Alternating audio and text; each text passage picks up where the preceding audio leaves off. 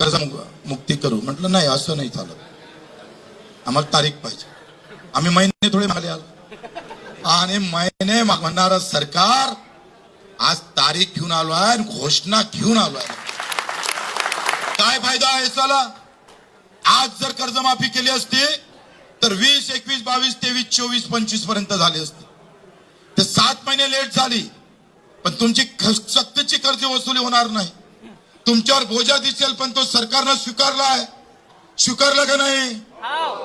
आता तो कर्जा बोजा स्वीकारला आहे. आता केलं असतं तर या वर्षात जो अडचणीत आलेला शेतकरी आहे, पावसात आला, गारपीट आला, मराठवाड्यातला आहे, तो बसला असता का रे?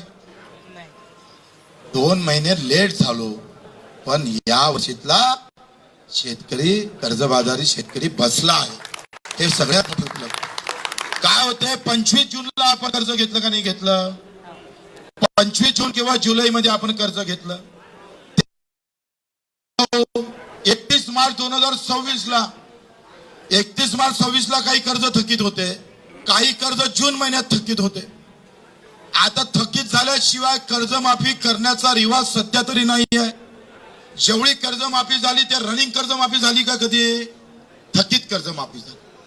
मग आम्ही थोडसा चतुराई, आमचे नवले साहेब असल, सगळ्यांना चतुराई दाखवली आणि चतुराई घेऊन सरकारनं लेट करून बोजा वाढवून घेतला. या वर्षीचा कर्जदार त्याच्यात बसणार आहे. तुम्ही लक्षात घ्या.